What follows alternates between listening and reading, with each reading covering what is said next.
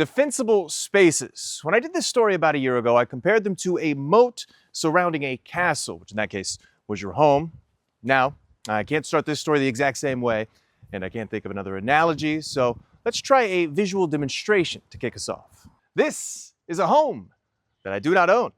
That is a tree line, which you might think of as pretty, but Darrell Jones from the South Carolina Forestry Commission has another word for it. End of the day, I see fuel. People buy buy a house in a forest and they want the view and all. And I may be pessimistic, but I see fuel that if it gets dry and we have the right weather, that could rush toward the home and really cause a threat.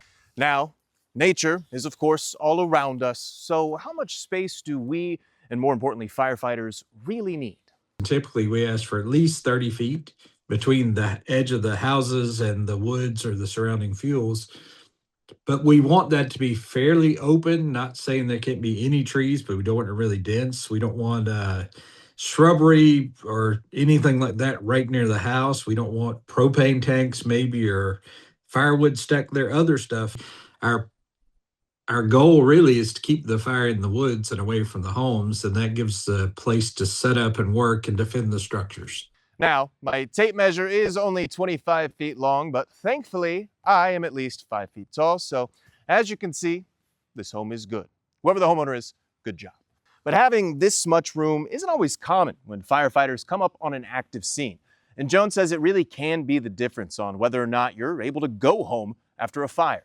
Depending on how fast the fire is moving, we may not have time to move any vegetation that's there or get the deck cleaned off or something like that. So really the difference sometimes is that, yeah, we can defend this home and we feel like it's something doable, we can be successful. Or if there's too much fuel or too much stuff there, we may have to make a really difficult decision, say this house the fire's coming too fast and we don't really have time to safely go in there and protect that home. So we're all aware of how important defensible spaces are. We being not only you and I, but also our leaders in Horry County.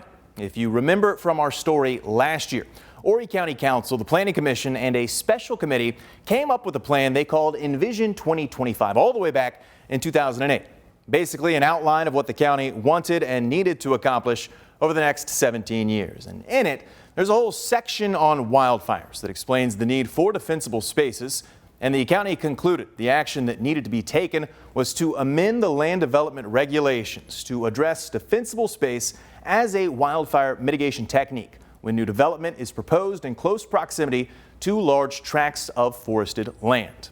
When we did the story last April, there was not a single mention of defensible spaces in the county's land development regulations. Now, since that story, the county has posted 3 updated supplements to their Code of Ordinances, which includes the land development regulations. And in those supplements, there have been 21 amendments and 5 ordinances that have been adopted but not codified. Still, on the heels of the longest running wildfire in state history happening in our backyard, no mention of defensible spaces. This would be where we include a soundbite from the county explaining why that's the case. But the county declined our request to interview anyone involved with the Planning Commission.